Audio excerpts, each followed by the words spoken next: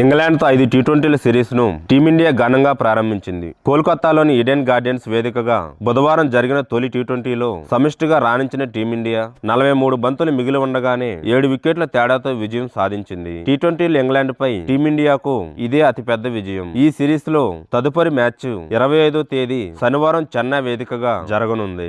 వీడియోను చూసే ముందు చిన్న రిక్వెస్ట్ అండి, వీడియోను లైక్ చేసి మీ సపోర్ట్ ని తెలియజేయండి. మొదటిసారి మన ఛానల్ చూస్తున్నట్లయితే సబ్స్క్రైబ్ చేసుకుని పక్కనే ఉన్న బెల్ ఐకాన్ ని ఆన్ చేసుకోండి.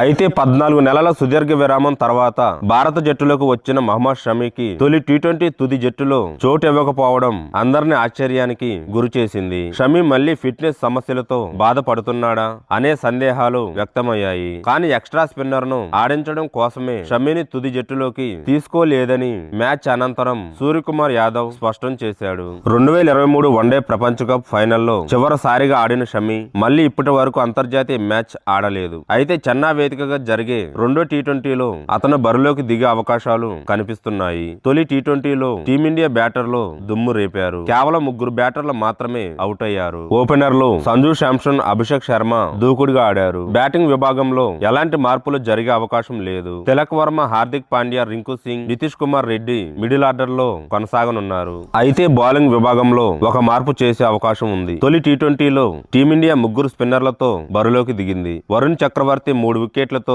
ఇంగ్లాండ్ పతనాన్ని శాసించగా అక్షర్ పటేల్ 2 వికెట్లు పడగొట్టాడు. రవి బిష్ణోయ్ పొదుపుగా బౌలింగ్ చేసిన వికెట్ సాధించలేకపోయాడు. ఈ క్రమంలోనే అతన్ని తప్పించి మహమ్మద్ షమీని తుది జట్టులోకి తీసుకునే ఛాన్స్ ఉంది. ఫస్ట్ మ్యాచ్ లో స్పెషలిస్టు పేసర్ గా హర్షదీప్ సింగ్ మాత్రమే ఆడాడు. అతనితో కలిసి హార్దిక్ పాండ్యా కొత్త బంతిని పంచుకున్నాడు. అయితే హార్దిక్ పాండ్యా ధారాళంగా పరుగులిచ్చాడు. 4 ఓవర్ల బౌలింగ్ చేసి 42 పరుగులు సమర్పించుకున్నాడు. ఈ క్రమంలోనే షమీని జట్టులోకి తీసుకొచ్చే ఛాన్స్ ఉంది. అదే జరిగితే 400 రోజుల తర్వాత షమీ టీమిండియా తరపున బరిలోకి దిగనున్నాడు. విన్నింగ్ కాంబినేషన్ ను మార్చాలనే ఉద్దేశం లేకుంటే మాత్రం షమీ మరోసారి బెంచ్ కే పరిమితం కానున్నాడు.